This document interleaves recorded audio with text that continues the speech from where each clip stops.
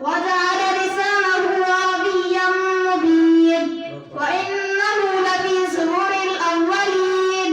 والصلاة والسلام على سيد الأنبياء والمرسلين محمد صلوات الله وسلامه عليه وعلى آله وصحبه ومن تبعهم بإحسان إلى يوم الدين.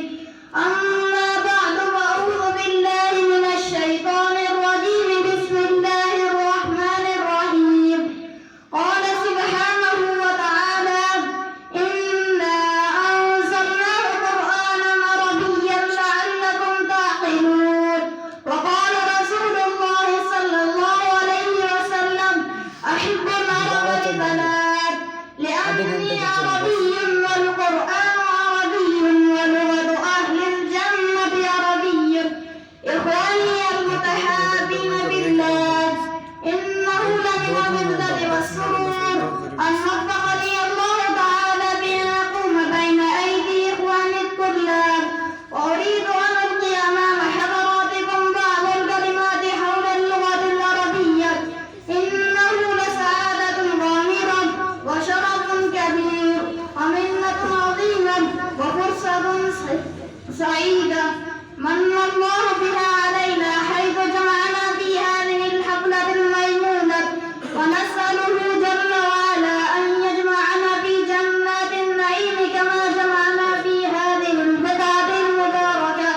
أحبتي بالله، لا شك أن اللغة العربية لها دور ومكانة في نشر العلوم الإسلامية في أرجاء العالم.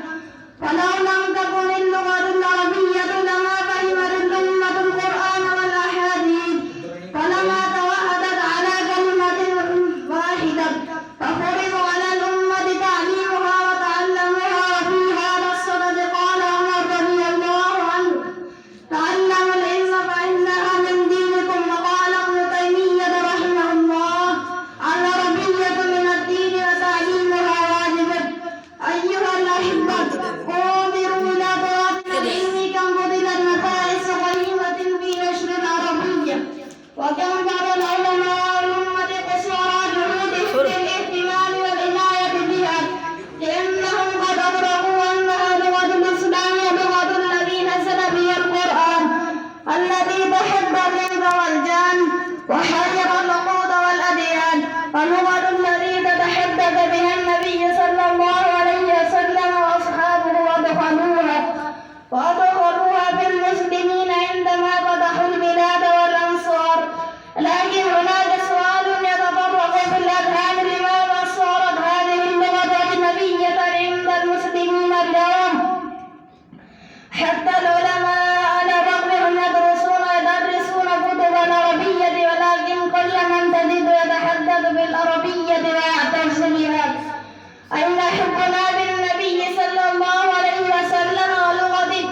هل تحدثنا بلغته؟ وهل علمنا أولادنا؟ وهناك كم تجد من بيوت المسلمين في البلاد الإسلامية الذين يتكلمون مع أبنائهم باللغة الإنجليزية فخرا واعتزازا بها. تعالوا معي أخبركم عن مخططات الغرب تجاه اللغة العربية. ولما حاول أعداء الإسلام أن يحرفوا كلام الله ما استطاعوا، لأنه سبحانه وتعالى تعهد بحفظه، حيث قال: إنا نحن نزلنا الذكر وإنا له لحافظون. وحملوا سلاحا آخر بعد فشلهم، ألا وهو نشر اللغات الدارجة بين الشعوب الإسلامية وعبادهم المسلمين.